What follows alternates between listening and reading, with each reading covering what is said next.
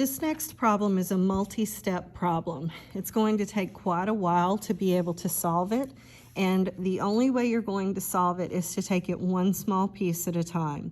This is not a problem that you can solve just looking at the computer screen. It's something that you're going to have to spend some time working, and it may take you between 5 and 10 minutes to solve. The good thing about this is the Accuplacer test is not timed, so you have time to work through this, but you have to remind yourself of every step. So our guide here is going to be Aunt Sally. Please excuse my dear Aunt Sally. The way we do this is parentheses, exponents, multiply, divide, then add, subtract. So I'm going to start with my parentheses, x plus 1. I can't do anything with these parentheses, so I'm going to go to my next step, exponents. I don't have any. So now I'm going to go to my next step, which is multiplication. Anytime you have a number squished up against parentheses, that means multiply. So I'm going to take this 3, and I'm going to multiply it by x, and I'm going to multiply it by 1. When I multiply it by x, it's actually going to give me a 3/2 x. When I multiply it by 1, it's going to give me a 3/2. So what I'm going to do now is I'm going to put those fractions into my original problem.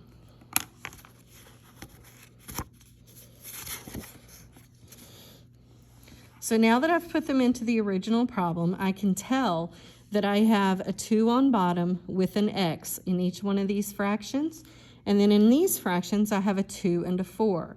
So what I'm going to do is I'm going to add like terms over here, and I'm going to find my least common denominator over here. The rule for adding fractions and subtracting fractions is that we're going to add the top, keep the bottom.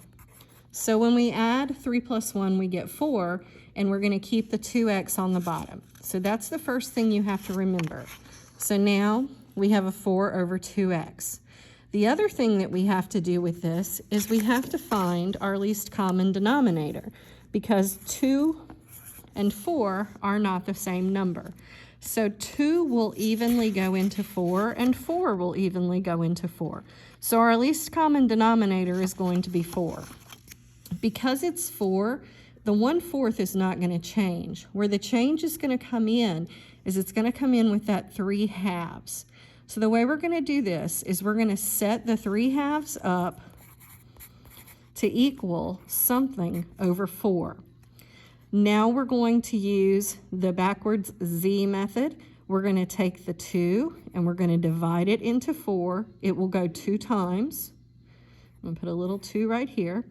Then we're going to take 2 and multiply it by 3, and that's going to give us a 6. That's how we come up with our 6/4. It's divide, multiply, there's your answer. So now I'm going to plug this 6/4 into my original problem. Here I have the least common denominator of 4, so now I can subtract the top, keep the bottom. When I do this, what I end up with now is 4/2 x plus 5/4 equals 5. All I've done with the 4/2 x is just bring it down, and that's what I've done with the 5 also. Now I'm going to subtract the 5/4 from both sides. Why? Because I need to get this x by itself. So, since I am subtracting the 5/4 from both sides, here's how it will look.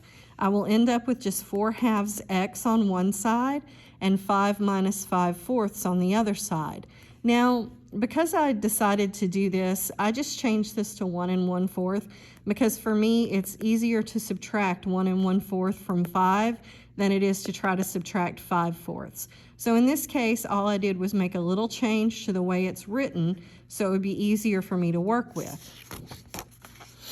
So now, after I've done that subtraction, on one side I have 4/2 x, and on the other side I have 3 3/4.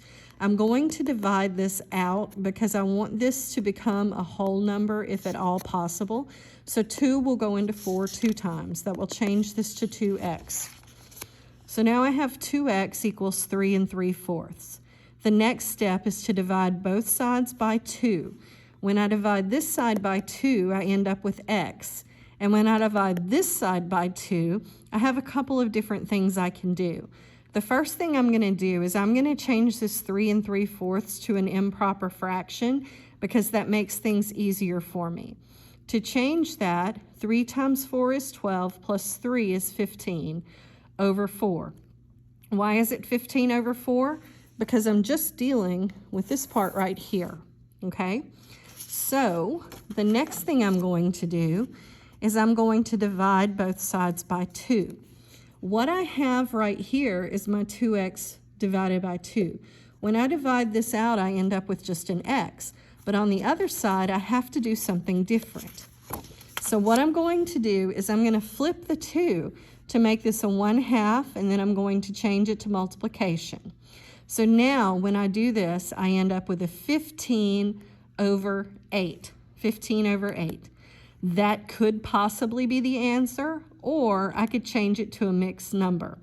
The way you change it to a mixed number is you divide the top by the bottom. 8 will go into 15 one times. 1 times 8 is 8. 15 minus 8 is 7. So the way my mixed number works is I have the 1, which is this number right here, the 7, which is my remainder, and the 8, which is my original divisor. So there are a lot of steps to this problem. To be able to solve a problem like this, you have to remember order of operations. You have to remember the rules for adding, subtracting, multiplying, dividing fractions. And you also have to remember the rules of getting the x on a side by itself. So a problem like this is going to test you on several different aspects instead of just one. It will take you a while, but this is one of those that if you will take your time and work it step by step, you'll be able to solve this problem.